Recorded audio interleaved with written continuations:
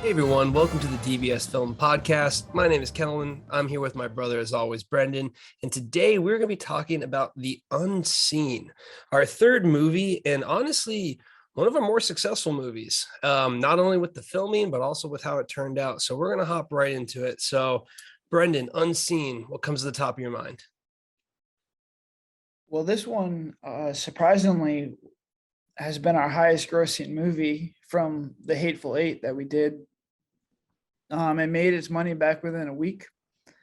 So we were very happy with this one. And it was a complete pendulum swing from The Invited. I needed a win after, having the difficulty that was The Invited. So I was like, all right, we need a location.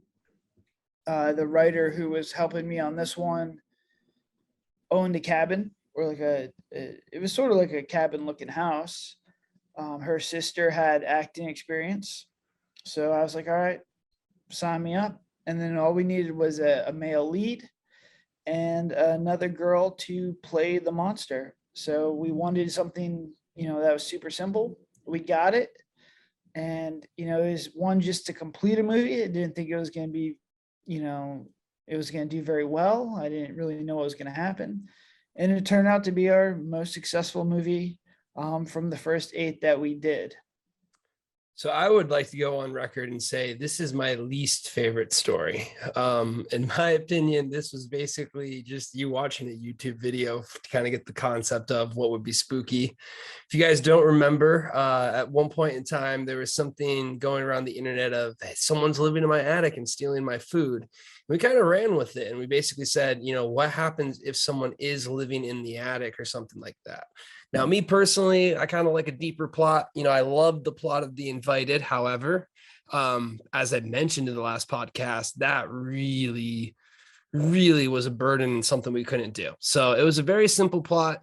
It's something to me where I feel like we covered it and it was good, but yeah, definitely was a much easier process when it comes to just everything. I mean, let's hop right into the writing process of it. Like I said, really the main overview of the idea is a couple gets a new house and things start happening that are a little bit weird. And eventually it turns out they have a stranger up there. Now, the Unseen did not make it through the Amazon purge. So the only way for you to watch this is to join our Discord and become a super fan. We will send you the link there.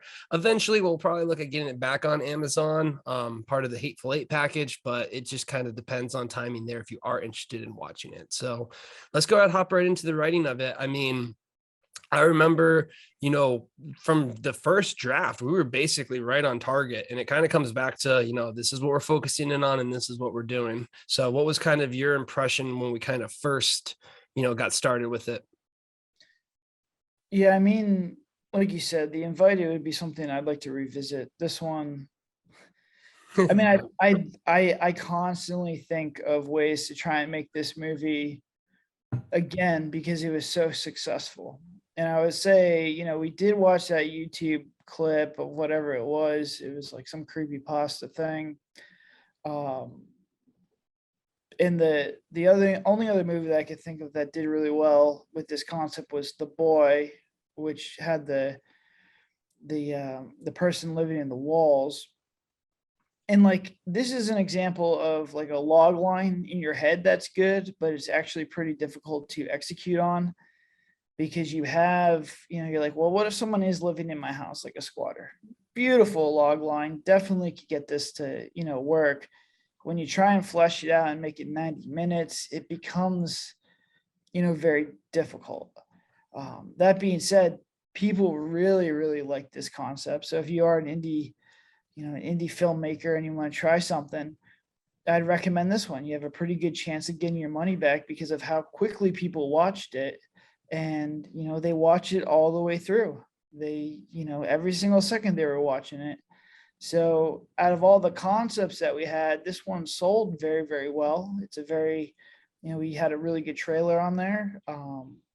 But to make a 90-minute feature and, like Kel said, to make it, impactful and good, you're going to have to get pretty creative. Yeah, I think it's an amazing short. It's a great, featurette.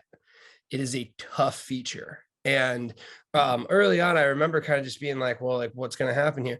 One of the saving graces that we had, and this is honestly why it is really good for you to involve your friends in the writing process. One of our good friends, Leo, who is in a lot of the movies, he was talking to us one day and he was like just kind of raffling off ideas. It's like, oh, maybe, you know, like she just has dementia or something like that. And that made me thinking, well, maybe we could look at adding in Grandma D, who kind of plays a really big role in at least extending the movie.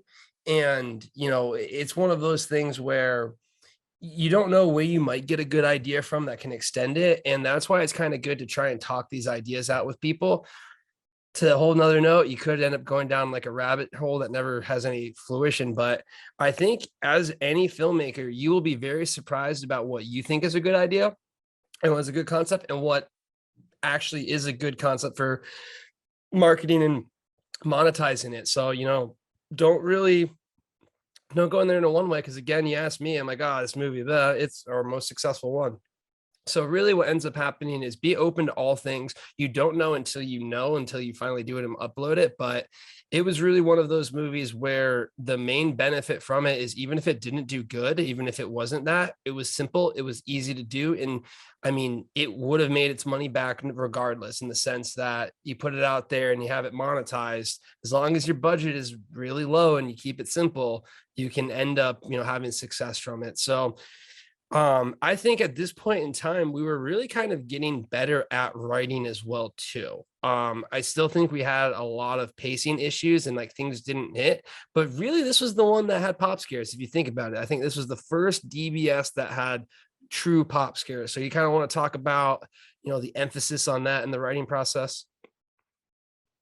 Yeah, I think we really evaluated after the invited, making sure that beats are getting hit, that, every 8 minutes there's essentially, either a turning point in the script or, a pop scare or something to keep the reader or the reader, the viewer invested. And this one, the pacing, it moves well. There's some slowdowns in there. There's because we didn't necessarily understand um the filming process. I was still new to it, and just 3 pages of dialogue is going to take a while to get through. So there were some slowdowns and there's some beats that didn't hit, but for the most part, the intro hook is very, very good on this one. The climax is very, very good on this one. And the rest of the stuff, I don't think it's very good, but it's good enough to keep the viewer watching. And I think they're really trying to figure out, how this is going to end. So I think that's a testament. I feel like this is the writing process was cleaner on this one. The movie turned out closer to what I had in my head. I'm not saying that was very good, but it turned out to be closer to that. The writer that I was working with on this one did an excellent job on the script, really added some nuanced stuff. And like Kel said, we got a lot of feedback. I'm always, open to, any script that I write.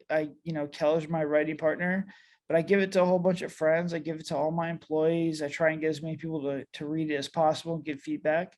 Now, they're not in the industry. So some of the feedback is, you just got to toss it.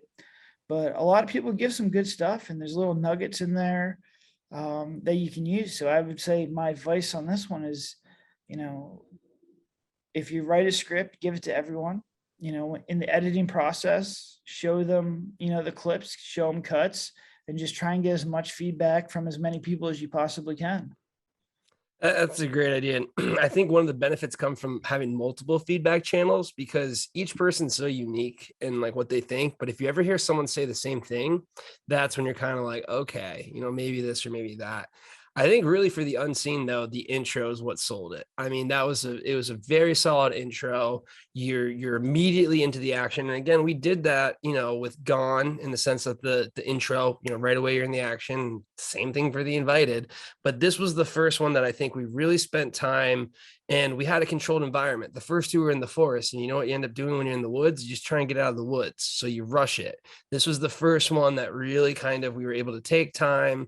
We shot it, I believe, was one of the earlier scenes, I think, because I remember we having it pretty good. Like I remember taking a look at like the cell phone footage looks really good on it too, like when she gets pulled away. So it really is something where your intro, you got to nail it, man. This is your first impression. And if people are turned off by your first impression, you have no chance. You know, this is not a movie theater.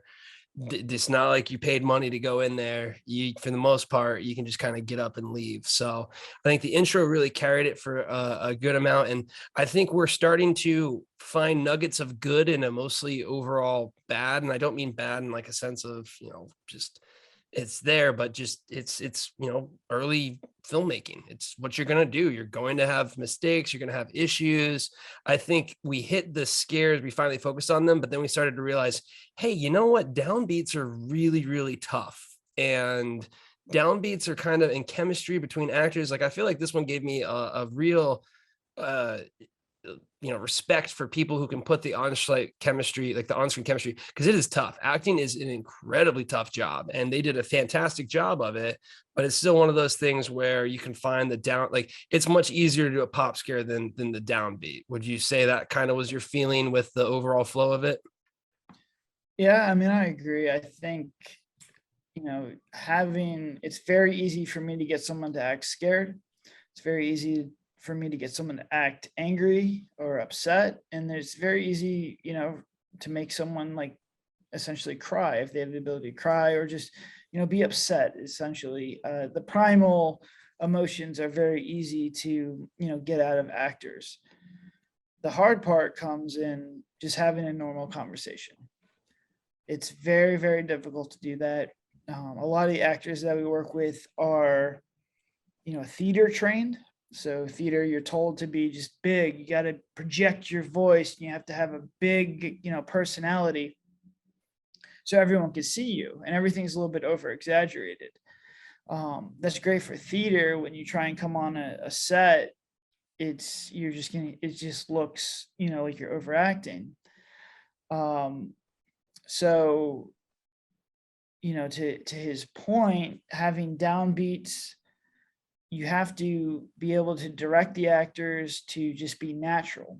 And when you have, you know, two cameras that are $20,000, you know, pointed at you, you have a crew of 15 people, and you have me saying, all right, ready and go.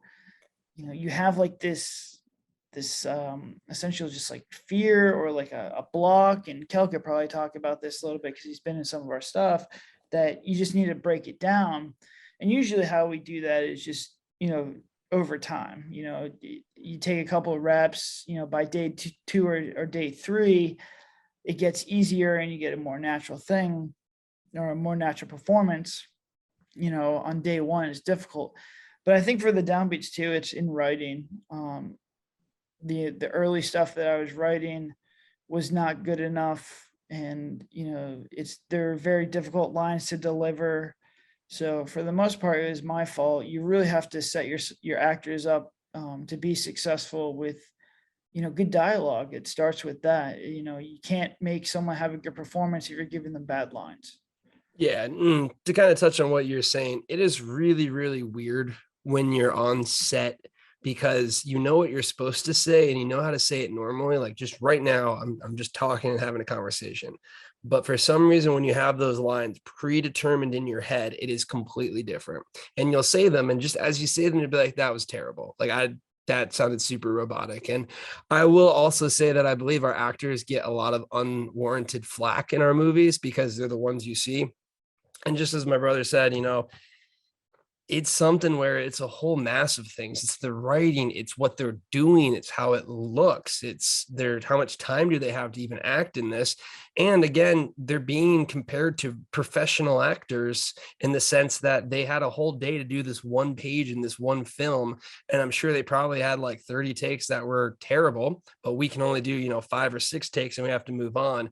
So you really don't give the actors a lot of time to get into the role and get loose. And you can really see as like an indie filmmaker, we try and do a lot of the beats and like the hard stuff at first, because you will end up breaking down those barriers a little bit and getting the actors more comfortable. Like I would not recommend doing a long downbeat or like a lore dump or a story dump right off the bat, because it's much easier to hit the guns, blazing and do an action scene, get the blood pumping, get everyone loose. So there's a lot of it that's behind the camera more so than on the camera. And I think that's one of the tough things of, indie writing. I have such a profound respect for people who do dialogue now. I mean, it's just, it's such a natural ability to really make sure that people come across that they're not pre-planning their lines. And if your dialogue's bad, you're just shooting yourself in the foot from the get-go. So we kind of learned that downbeats, that's something we need to look at working on. Overall though, I mean, when you look at the plot, we're still kind of going through the script of it. It had its beats, it had its pop scares, it had its finale. This was like the first one where I feel like we finally had, a cleaner understanding of what the movie was. There wasn't really too much debate. Again, I think the biggest one was, Leo giving us a little gem that we crafted into having the neighbor has an aunt who has dementia, and we brought in the other neighbors as kind of an additional character for it. But other than that, there wasn't really too much. We were kind of like ready to go. And I mean, again, this is coming off the heels of one of the toughest shoots in, honestly, the toughest shoot in DBS history. And, we hopped right back into it. So what were you kind of thinking, seeing this script? Were you like, oh, thank God I don't have a colt? Yeah, I think the main issue with this script was it wasn't enough. Like we didn't have enough, because I didn't want to have another location. I didn't want to bring on any of the actors. So it's like, all right, how do we, use what we have here and try and make this an hour and 10, long movie? And, spoiler alert, I think it came out to be like 54 minutes, and we had like 6 minutes of like found footage, like security footage. So it would have been very difficult to make this a full-length feature, with what we're trying to do now. But the script was solid. Like I don't think there's too much, worry in there. I thought it was all shootable.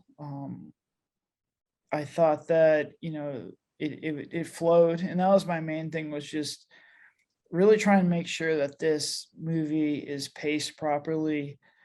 And, the rule of thumb that I go by now is, you just can't be boring. Rule one for indie filmmaking, especially now with AVOD and just working with a whole bunch of distribution companies, if the movie is boring, they won't accept it. And you can upload it yourself to platforms, but people are going to fall off. It's better to be crazy and just, if you're going to take the train and throw it off the tracks or make it, rocket off into space or whatever you want to do, it's better to do that than be boring. And I've watched a ton of indie films that they go absolutely batshit crazy, but I still watch it because I'm like, well, this is like a train wreck, but I like it.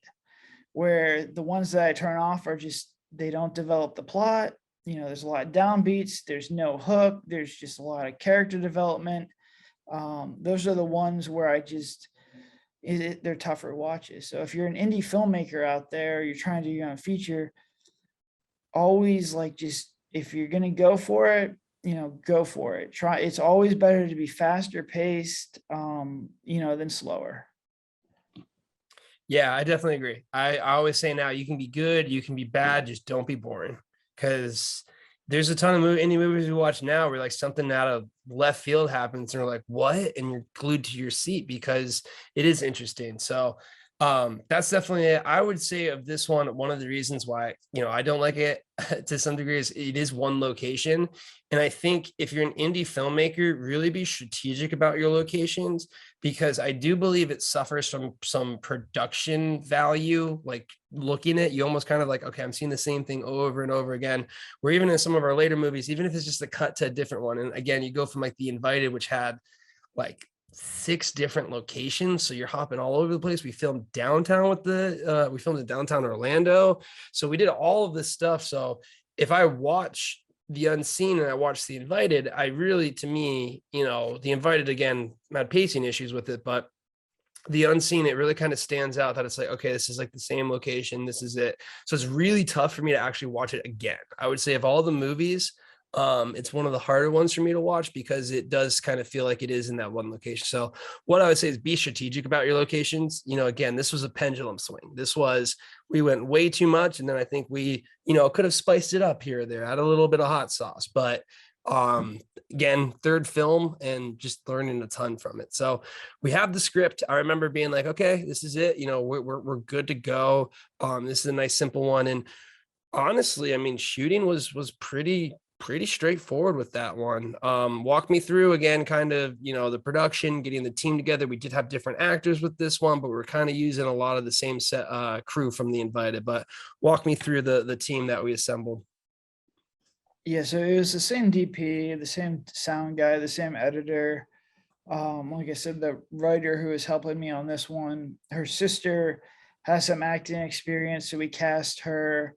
She owned the cabin house that was out there, so we didn't have to worry about a location. It's just you're having one set, so you don't have to move stuff around. You can put the equipment there. I don't even think I slept at this one. This might have been the only shoot where we all went back at night. And it was, super easy. It was a simple script. And it was probably one of the easier shoots that we've done. I don't remember any crazy problems. We had some late nights, but nothing, too crazy. And the coverage that we got was pretty decent. Like Kel said, I wish we would have, use more of the home. Seemed like we were shooting the same places over and over again. And a lot of this movie was shot with wide lenses, so you did see a lot of stuff. There wasn't a lot of close-ups, and I think, like, looking back on it now, especially after doing the last one we did, which was probably in a smaller house than this one, there's ways to cheat it. You can use, like an 85 or a longer lens to really hide the background. You can use lights to hide the background, but we shot this one wide, so you definitely kind of get like a little claustrophobia. You kind of see the same things over and over again, which it does detract from it a little bit. Yeah, I mean, again, it is one of those things where you end up learning, so much from each one of the processes when the pendulum swings one way, when it goes the other way, and just how the invited kind of gave us an idea of, hey, this is the nightmare that we're dealing with when it comes to having too much stuff. This kind of gave us an idea of, okay, you have it, but maybe you should have been a little bit more adventurous here or more adventurous there with it. But again, it really comes down to, it's great to have all these different experiences as a filmmaker, try and get an idea of a small set, of a larger set, and so on. Now that I think about it, I do remember the first day we did have one thing, which was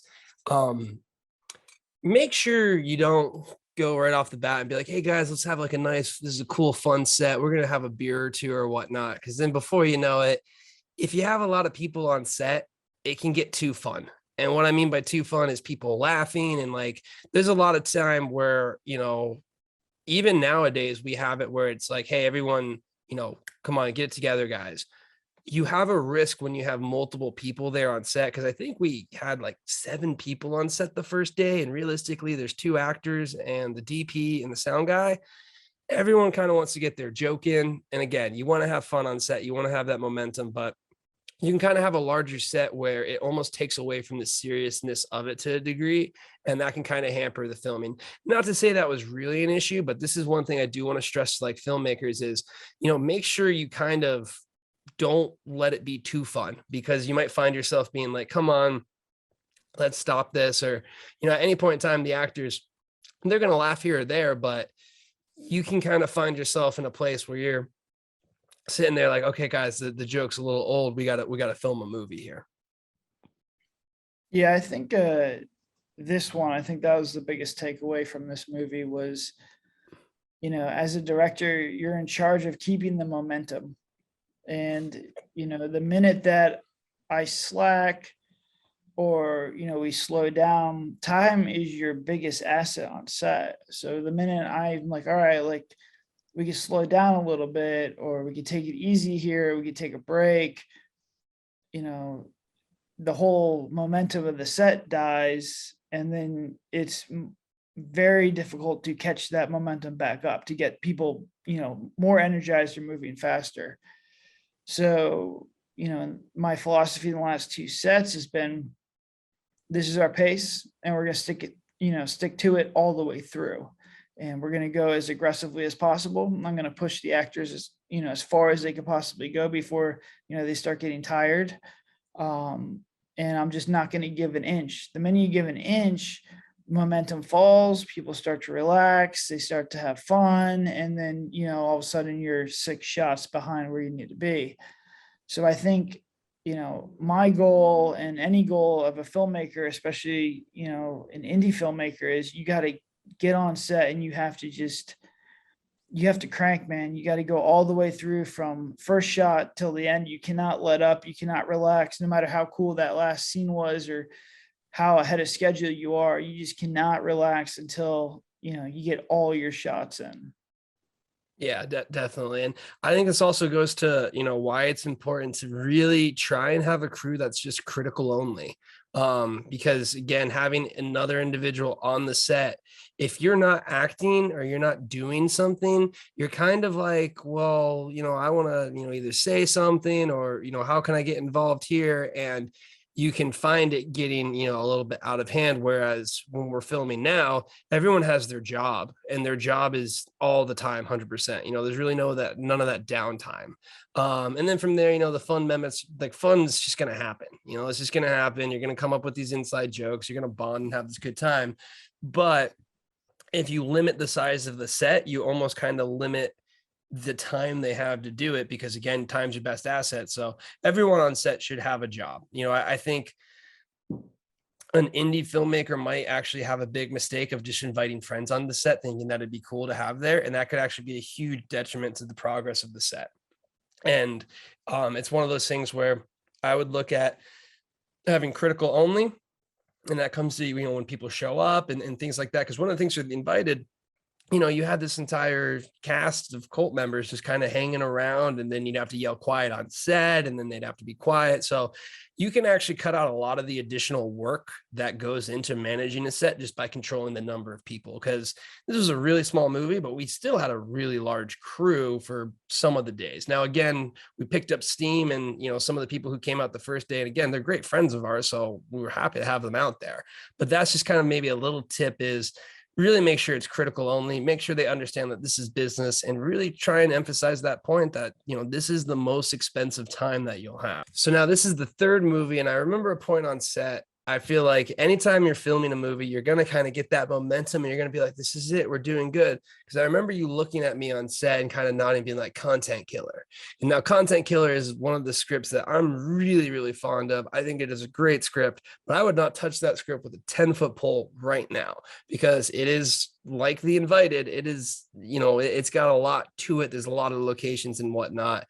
So I think that's kind of one of the testaments to filming is, it can kind of give you that false sense of confidence, almost kind of like that drunk motivation of like, I can do this, we can do it. So were you kind of feeling like, hey, we got this, we're gonna keep on moving? Or what was kind of your thoughts on the set as we were progressing? Because again, you go from the nightmare that is The Invited to a smooth set like this, you got to be feeling pretty good.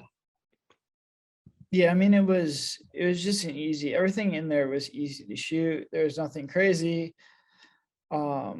We were cranking through it. It wasn't a difficult shoot at all. And honestly, we could have went a lot faster. The DP that we worked with really wanted to have certain lighting situations set up. So there was a lot of stuff where, he's taking a lot of extra time to light sets properly. And trust me, I am all about lighting. I think lighting is one of the most important things that you can possibly do to make your movie, to cheat your movie, to make it look cinematic.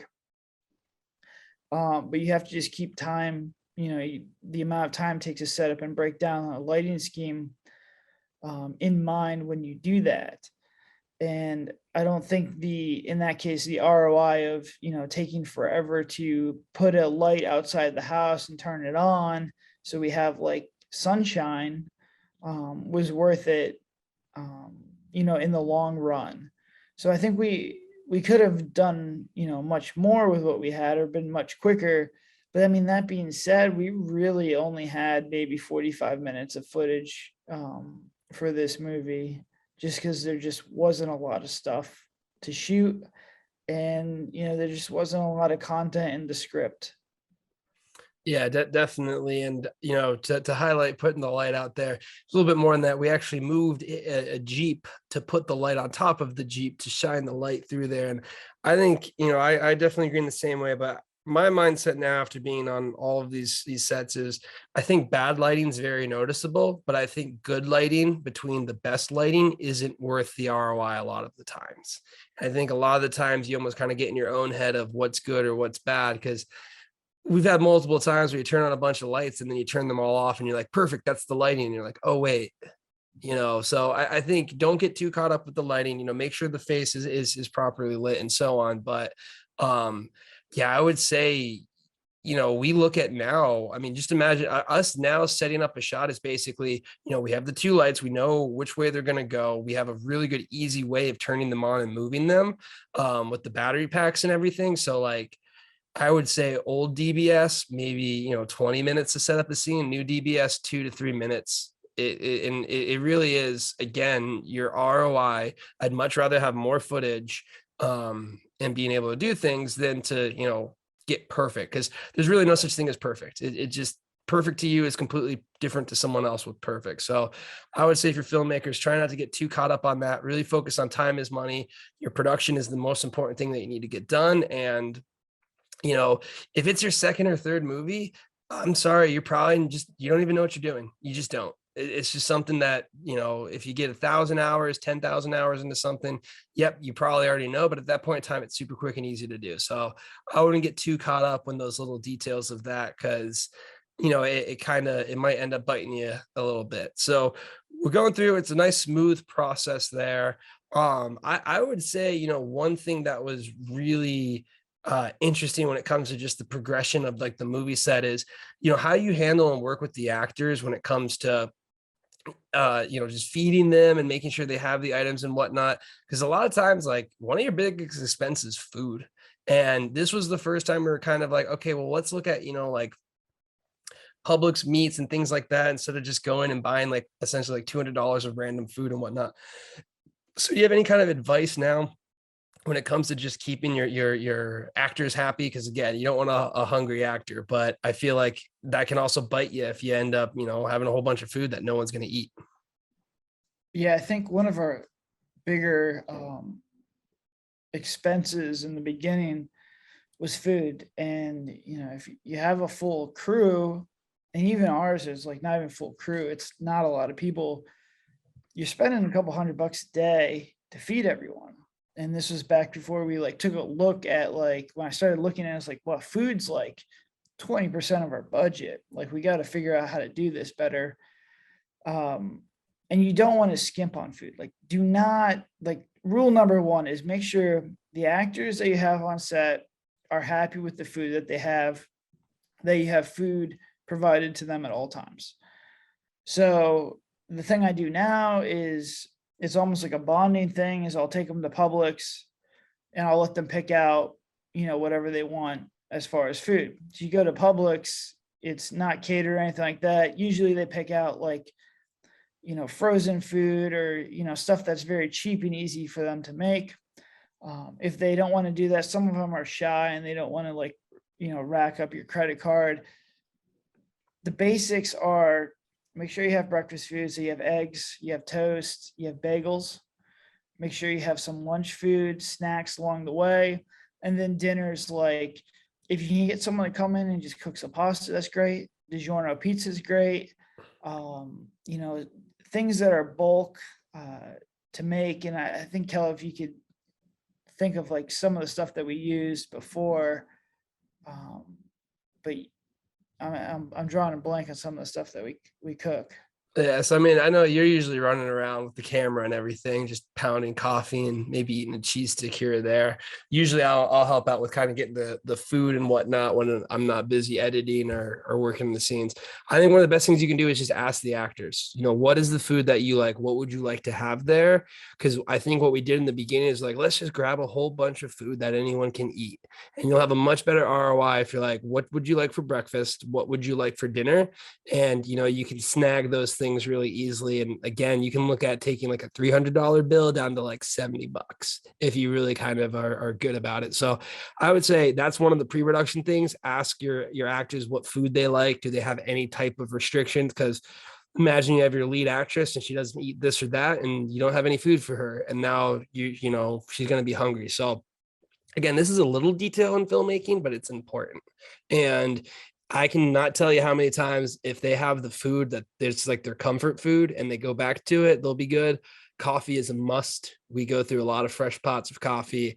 Caffeine pills is actually a DBS secret classic. So if you guys don't know what caffeine pills are, they are a godsend to me personally because I absolutely love them and I still live by them. It's basically a pill. It's one cup of coffee, but at some point in time, you get too much coffee in your belly and you just don't really feel good. So those are all things to keep your team, you know, motivated. But again, if you're super focused on the film and you have to think about food and whatnot, you're losing time.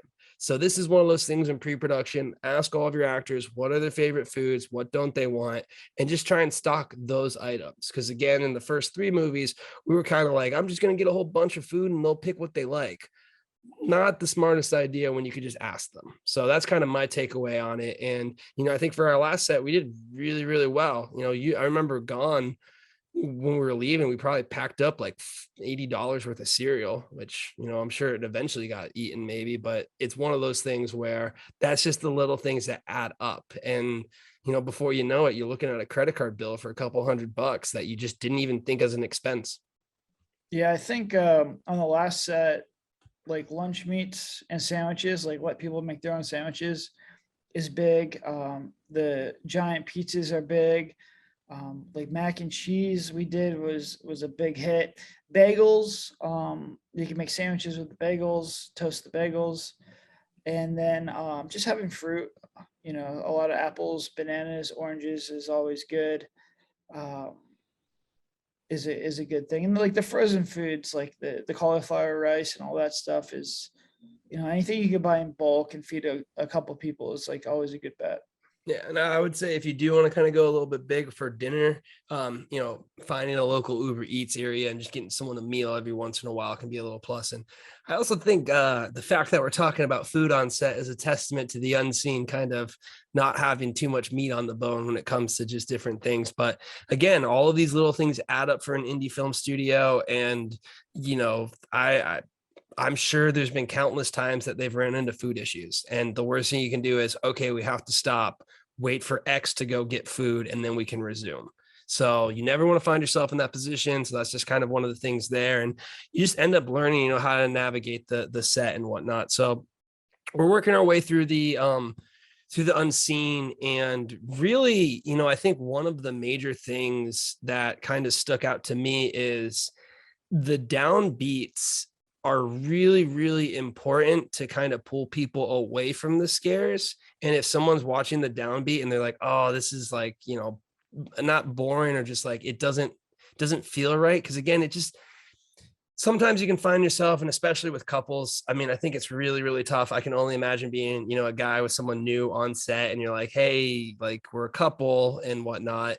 The chemistry can be off, the touching can be off. You know, I know we usually have it like, okay, like put your leg over there, you know, nothing any kind of like actual romantic position. So you almost find yourself in this weird gray area of chemistry. And I think when that sticks out to someone, it almost kind of pulls them out of the scene when you just want it to kind of progress there. So would you say, in my opinion, we just try not to write those scenes anymore. That's what I kind of feel like we're doing. But what would you say about, you know, having a downbeat that really does the opposite and kind of just draws attention to people being like, what? Yeah, I think for indie film studios that are working with actors who are new to acting or don't have a lot of reps or experience, acting with chemistry is extremely difficult. To be comfortable with each other is one thing. To be comfortable on set with all these cameras and doing all this, shooting all this footage with all these people is just extremely difficult. And so my advice to anyone who's writing scenes where you have a couple or you have people who are romantically involved, if they're not actively dating each other, I try and avoid it. It's very difficult to pull off. And we haven't really had a lot of success with that yet. Our best success has been just to avoid it and to try and focus on either the mystery of the story, the lore of the story, or build some tension in other ways. And there's ways to do it.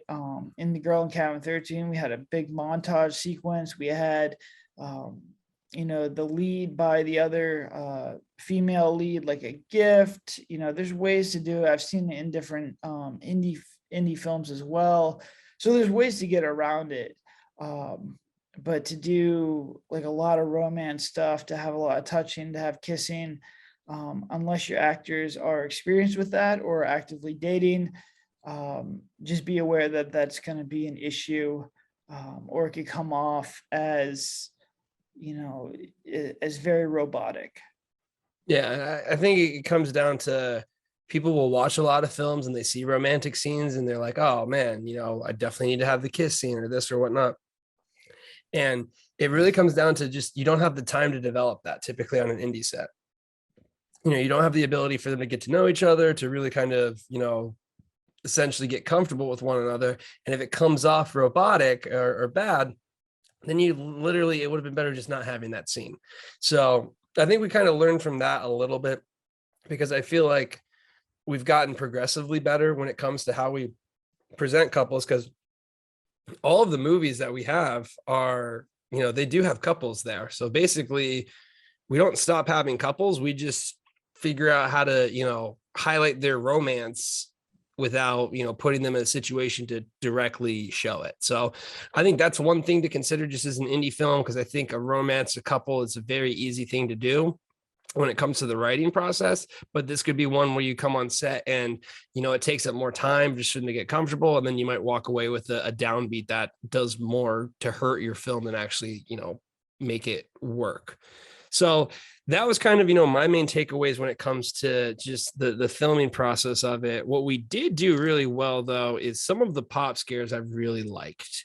And I think this was the first time that I think we really started watching movies and seeing what they did and how they did it. Because I remember like the fridge scare, we kind of were like, okay, we want it to look like this. The pop scare out of the vent was like an arm grab that we saw, the drag pull. So I think this was the first movie that we really had that we were like, these are the big scare moments, these are the pop scares. And what we end up doing now, we're finishing our newest script now that's going to be filmed soon. We literally know what the pop scares are. And we know, like, you need to, especially if you're doing horror, you need to basically say, these are my scares, and not so much these are my scenes, and focus on the scare and weave the scene around the scare. Would you agree with that? Yeah, and I think that's just screenwriting in general. How your script is broken down, it should almost be broken down into little shorts. So you have your scare, you want to build the tension up to the scare, you want to, build it all the way through the climax of the scare. And then once the scare happens, you have like a downbeat and you reset and you do it again. That way, your audience is always engaged. And we do a lot with our books too, where every chapter starts with a hook and ends with a hook. And that should be how your movies are done. And I think if you try to isolate each part of your script into like a little sequence, you're going to start to, number one, get better pop scares because there's a buildup. You know, a lot of stuff, if you look at our earlier stuff, the pop scares just kind of happened, and there was no, like, a lot of the feedback we got was, well, there's no tension, there's no build up, it just kind of happened. And it's true. And now it's each scare, you know, leads, builds up from a sequence. You know, we slowly build it, you build tension, you build mystery, you get the pop, then it resets and you do it again.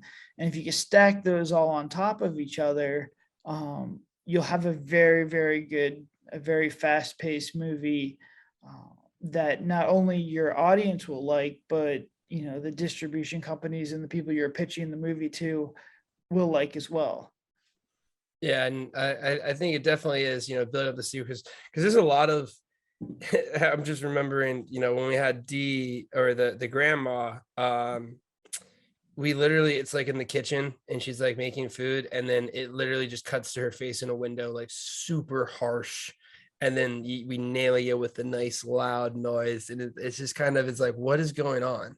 Whereas I would say afterwards, we kind of get the idea of, you know, you build the tension. I think, you know, a lot of directors have said this, but it's not really the pop scare, it's the tension leading into the pop scare and then how you execute on it.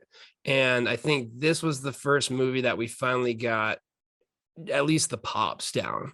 And you know, I feel like from here, you know, moving on to the Whitlow house, which was our next movie, we built up the tension a lot more. And this is just, you know, again, you build your tool bag. You know, we had the Invited, we had Gone, we did the same pool drag that we did in Gone that worked in the Invited. We didn't do the car start because we realized that cars starting and not starting is not scary. So you start whittling away at what you're good at and what actually translates to something you can use. And then from there, you know, you're almost kind of just putting pieces together that really work for it. So filming in general, I think the only other issue that we had is we accidentally burnt a plastic tea kettle because we thought you put the tea kettle on a stove. So we had a real fire alarm when we had a fake fire alarm go off, but we had that issue was probably the only other issue. Other than that, it was really, really smooth. And I mean, this was one where we didn't even need any pickups. However, we realized we needed a lot more scenes in general. So we're done with this. What was kind of your overall feel, you know, when we were finished with this one? Because I believe we were in the midst of editing the Invited. I'm not quite sure where we were on the timeline of DBS. Yeah, I think we were probably editing two movies at this time. And the issue that we had with the unseen, we edited it all together very quickly. I remember being very excited about how quickly we were able to edit, you know, all the way through. The pacing was good. The movie was good. The sound was all right. We've really had sound issues through all the Hateful Eight, but it wasn't horrible. The issue was color correction for this movie. We had a lot of problems with color banding, and the image was falling apart. And you have to just, a lot of this comes down to, you know, making sure the footage that you're getting in the camera is, you know, properly exposed. If you start to, you know, if you're taking underexposed shots, you're going to get color banding, and you're not going to be able to really push the image as far as you want. And just making sure you have someone that understands like color correction was a big thing. We had a lot of problems, you know, just making sure that we got the color grade that we wanted to. And, you know, now we shoot, I'll take a LUT and I'll overlay it on the camera. So I know exactly how the image looks, you know, even though I shoot in RAW. And I'd recommend everyone do that because, you know, even if that's not the color grade you're going to use, you should have an idea of making sure that, you know, your image isn't going to fall apart when you're shooting it. So that was one lesson that we learned was, you know, when I'm looking at RAW through the camera, that doesn't necessarily mean when you put a grade on there that that's what it's going to look like. And that was the biggest problem post-production on this one was you know, post-production as in we have the whole thing edited, getting the sound and the color corrected, which now is the easier parts, was the biggest holdup on this one. So I do want to touch on the sound one just because I think this is a great tip for anyone who's joining us right now. For the first Hateful Eight movies that we made, and that's kind of our little fun little tag for them. For the first eight, we used boom mics. We are exclusively using lav mics now. And if you just lav someone up, we found that the audio is really, really good. Every once in a while, yes, you might get some rub, especially in an action scene or something like that, but it's much easier to deal with those sound issues than the sound issues that come from a boom. Now, I'm sure if you have a professional boom and a professional sound stage and all that stuff, you can execute perfectly. But a lot of times you're asking someone to, basically just hold it where they think it should be. And if they move it one way or the other, if it's too far, the sound can really end up just being a nightmare. And do you want to talk just real quick about how much fun it is doing sound and editing? Yeah, we use the boom mic, and like Kel said, if you have someone who understands how to use the boom mic and is a professional sound operator and understands, the distance to, stay away from the talent, needs to be the same throughout every shot, then, by all means use a boom mic. For an indie film, the biggest thing that I could say is to just get a pair of lav mics. Before you even get a nice camera, get a good pair of lav mics and test them, understand how they work, because you want to make sure that they're on your talent properly and your talent understands how to, properly put the lav mics on them.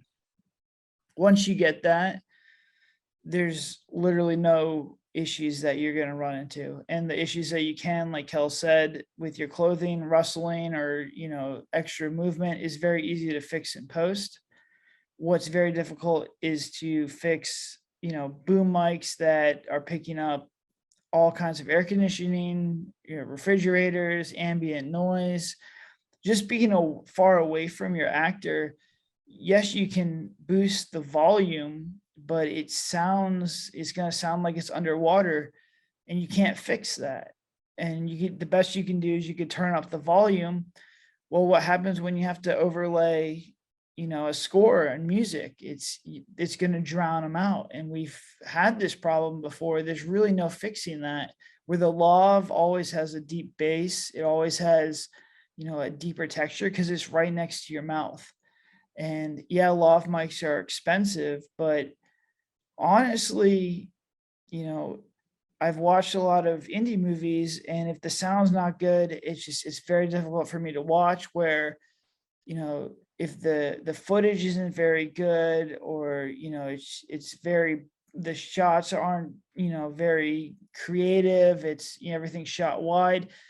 Eventually I kind of fall into that movie and I just kind of accept it. And I'm like, all right, like, let's see where the character's going, where the plot's going. Where if it's just sound that's bad, it's very difficult for me to continue watching that movie. Definitely agree. And I think the biggest thing is it's consistent with a lav. It's right there. So you have it where what ends up happening with the boom is, again, this is one of those jobs where I have complete respect for boom operators, and not to say our boom operators from the past ones were, not good or anything. It's just a tough job. You have to be on it all the time. And when it's, the third day of a 14-hour shoot, you're really just kind of, like holding it, looking to get it and whatnot. And that little movement forward or back, when we cut from one scene to the other, and we go from one scene in one take that has a volume level here and another scene that has a volume level there, you're literally in the editing process just splicing this thing up, where if you had a consistent audio level, it's so much easier to correct whatever the issues might be. Plus, as an indie film, you just eliminated another, person on set, which again is going to make it easier for your life. And on top of that, if you were paying the boom operator for one shoot, the lav could basically cover it. So we're huge fans of lavs. And that's just a big, big recommendation that I think can really, really help out. So back to the color correction element of Unseen. I think another thing we learned is it really is good to have something on the walls or in the background, because a lot of the Unseen, we had a very flat wall. If you're watching our YouTube of the podcast, you can kind of see my brother's wall is just basically white right now, and versus my wall, which has a bunch of like things on it. Those things will help out to kind of space it. I think one of the issues that Unseen had is, you put an actor against a single color wall, you can kind of see a little bit more of the banding or the issues. So I think, dressing the set, I feel like we started to kind of get an idea of, hey, maybe we should put more things on the wall or shoot for more interactive backgrounds. Would you say, is that kind of something that I think we started to learn there? Yeah, I think the problem with a lot of indie films is like set decoration, and you're never going to be able to, set decorate like a $1 million feature. And that's like something that does stick out if you're paying attention, and it can be a detriment to your film. So you have to really figure out a way to get around that. And there's different ways to do it. But you're never gonna have, we're always like, oh yeah, we're gonna decorate the set, we're gonna make it look nice. You're never gonna make it look like a Hollywood set. Like, they just have professional people doing that. They do it for a living. They understand what's going on. So, indie films, when you're shooting wide and you're trying to capture the complete set, I'd be very careful about doing that. We really don't shoot a ton of wide stuff other than a few times to just show, the viewer where they are. And then we punch in, because when you punch in, obviously you're not going to be able to see the background as much. So you can use it to your advantage. Now, if you have a really cool set, if you have a really cool, set design or a cool shot, by all means shoot wide. Like, I love shooting wide. The problem is that most of the time is you're going to have a flat wall, or you're just going to have something that doesn't look as cool. So you have to be, cognizant of that, and you want to make sure your DP understands that, and you're always trying to shoot in the best corner of the house or the best area with the best lighting, with the most interesting look.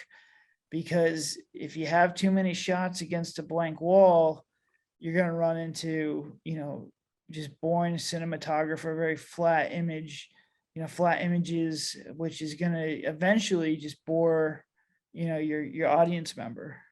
Yeah, and those are elements that bore people without them even knowing. If you ask someone, no, this movie was boring, they're not going to be like, it was boring because the wall didn't have any decorations, but subconsciously that's going to be affecting them.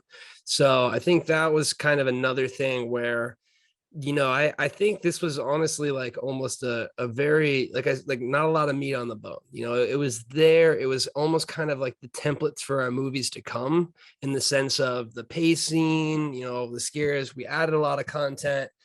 We added about, was it 10 minutes of GoPro footage at the end to kind of extend it a little bit, to be like, oh man, it's spooky. You see where she's at and whatnot. But I think it is something where, it was just a pendulum swing, as you're saying, from Invited, where we wanted to make something simple. We got it done. I think this was the first one, in my opinion, that we really put work in on the trailer. And to me, you need to have two things in indie movies, and that is a good cover art and a good trailer, more so than the movie itself in times, because again, you're competing for eyeballs. And if you can get someone to click and watch far enough, I think we had a great trailer. I think we had a great cover art, and I think we had a great intro. And I think that can kind of be attributed to the success of Unseen to some degree. Yeah, I agree. I think, for indie filmmakers who don't have a built-in audience, who don't have, A, B, or C list stars that can drive traffic to their movie, you really have to have a good trailer. You have to have a good cover art, and you have to have a good intro hook to at least get people started. Because I think the problem is not that your movie, is good. It's just getting eyeballs on that movie from the start. And I think a lot of indie films, they come up with a film, they put it out there, and they just assume people are going to be watching movies. And the industry is moving more towards that every single day. I mean, 10 years ago, if you made a movie and you just had a DVD out, you could have it in Blockbusters or other stores, and people would buy it just because lack of inventory. Now you're competing against Netflix, Hulu, YouTube. There's just so much competition that it doesn't. I mean, you got to get these people, you got to get them hooked, and you got to give your movie at least a shot. And I see so many movies now where it's like, that's a really good movie. Like, I really like that movie, but the only reason I watch it is because I'm just in the depths of watching indie movies. Like, I'm in the pit. Like I look at the cover art and I'm just like, I've never picked this, out of a million movies. And the trailer was just very bland and boring. So it's like, you really got to know your audience. You got to know what they're looking for, and you got to know how to get them to your movie. Completely agree. I mean, honestly, like before we started making movies here, I don't think I would even find our movies. Like I wouldn't even find our movies in the sense of it. But now I'm hooked on indie films, so I'm in the pits with you, shifting around, seeing what's out there. I think another thing to think about is, don't be so attached to your title. I think people will get really, really hooked on what your title is.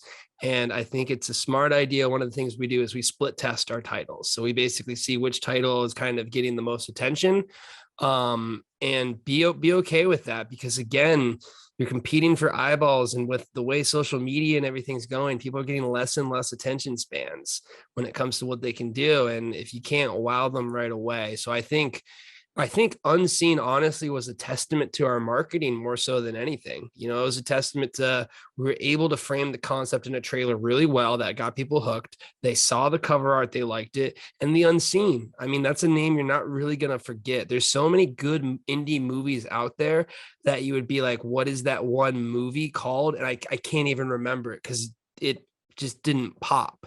But again, I'm sure the person who wrote the movie, it's there's nothing I think more sentimental than a title in indie films, because you almost feel like it's the name of the movie that you've given it and whatnot. And I think a lot of movies can kind of shoot themselves in the foot by just not having a marketable movie name. Yeah, I mean, I agree. I think everything you do when you complete a movie, as far as marketing, needs to be in the best interest of, all right, what's my target audience and how do I get them? And, I see a lot of cover art that's just, I don't know it's very ambiguous.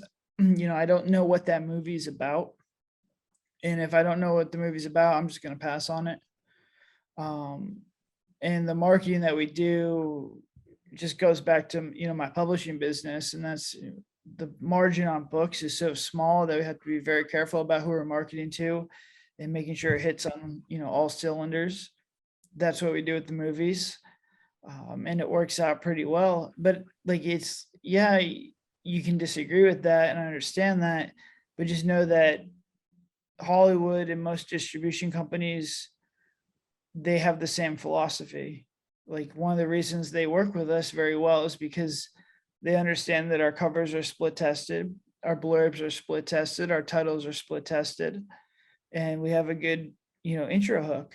And if you're asking, a distribution company to take a huge risk on your movie, they want to know that, at least they could get eyeballs to the movie, and at least the people will watch the first 8 minutes of it or purchase the movie. So you got to keep all that in mind when you're making the movie. Like, all our working titles are terrible. Like, we never have like a real working title because we're just so far detached from the title. The title for our next movie is Shapeshitter. Like, that's the working title for our next movie, because I don't know what it's going to be called. When the time comes, I'll split test 100, 150 different ideas and we'll figure it out. Yeah, I think we learned pretty early on that, it is going to come down to that. And, I had a few, I mean, like the Morgan estate, I was like, we need to call it the Privileged. Like, that sounds so cool and whatnot. Well, we added it. It didn't work. And we called it the Morgan estate. And, from there, you kind of get used to it. The one we're working on now is called Slumber Party. So, I mean, it's really one of those, or Spooky Slumber Party. So it's really one of those things where I think as the creative element to it, you get really, really attached to these things. And I think if we didn't release as many movies as we did, we would probably be as attached as well too. But we start to understand that it needs to be the business element to it. Eventually I could maybe get to a point where I can, not have to worry about it because I have a fan base and I have all these things. I can call it whatever I want. But you also have to understand, I would say that probably 90% of the movies that come out, the name has definitely been split tested. It's definitely been changed. Happens all the time, but you only know the movie when it comes out with the title. So you only assume that, from day one, all of the creatives were like, I agree that this is the name of the movie. So, I really think, and again, it's tough because I completely understand, it's essentially like your baby, and it's hard for you to be like, no, I named my baby this and it's something else. But at the end of the day, the more business minded you can be, the more willing distributors are going to work with us, because frankly, I feel like it's a pretty refreshing conversation they have with us, because it's like, here's what we have. I mean, anytime when we submitted the last one for Girl in Cabin 13, they were like, great cover, great blurb, we're not changing a thing. And that typically doesn't happen for them. So it's really one of those things where, start thinking business minded, have a good trailer, have a good cover art. Those are the things where you put all of this work into this movie only to come up short when it really matters. I mean, we see it happen all the time with indie films. And we even say to each other when we watch something, if I just did, like, if you let me do your trailer and you let me do your cover art, I could easily completely change how well you're doing. Yeah, I mean, I agree. I think it's an odd battle for me to see people, and they put up a fight on the cover and the title. I'm like, out of all the battles you could choose to fight, this is the hill you're gonna die on. But I also think it's, by the time that indie filmmakers get to the end, which is uploading, writing a blurb, writing or creating a cover, they don't want to pay anyone to do it, or they don't give it a lot of thought because they're beaten down and they have no money. So just make sure you have a budget to get a professional cover done, and that you have some creative juices left over to split test some titles and split test some blurbs. And even if it's not, you're not doing the extensive split tests that we're doing, get 10 or 20 friends or put it on Facebook, make a post on Instagram or TikTok or some social media platform and ask people to vote for whichever ones they think is the best. And you get 10 to 20 people to pick a winner. And if it's pretty conclusive, you got a pretty good title there. Definitely. So with that, like we said, we were uploading it, and this was definitely during the heyday of Amazon Prime, when, man, the cents per click was it still 15 cents around this time or something high like that? So we were making some good bank. This was back. I mean, this was when we thought Amazon was going to be the gold mine, and everything was good on the upload and making money front. I always remember we were at a bar and I was like, oh man, if we can scale this, we're in good business. And little did we know, 2017, we have it. This is our breakout year, and it is now 2022, and we are still at the grind. But again, I want everyone to know that if you're getting into this industry, it is definitely going to be a tough one, but it is definitely possible. It is something where as long as you put in that extra work and the extra effort, and you do as much as you possibly can, I'm a firm believer that it is possible to, continue to move forward when it comes to these films and everything. And as long as you keep going, you'll end up, no matter what, you'll have something at the end of the day to look back at. And we're still proud of every single one of our movies. We'll still grinding out there. And again, thank you so much to all the people who are supporting us right now. You listening to this podcast right now means the world to us. If you watch our movies, it means the world to us, because this is still a passion project of ours. All of the money's going back to making more movies, just because we want to continue to grow and continue to just be able to do what we love. And we have a ton of people right now that are really helping us out. If you want to find more of us, please follow us on our Instagram page, our TikTok. We also have a Discord channel, which is super cool because we can give you exclusive content. We're forming a community of super fans, which will get exclusive perks, such as watching all of our movies for free. You'll get your name in the credits of the movies. You'll get exclusive access to the movie before it's released, and you'll also be able to read our scripts. And we do preferred casting as well. So again, we're really trying to make a community-focused film production company here. But this is going to wrap up this episode. We will be back next with The Haunting of the Whitlow House, which is honestly a big milestone for us. It's definitely a DBS favorite. And until we see you again, have a good one.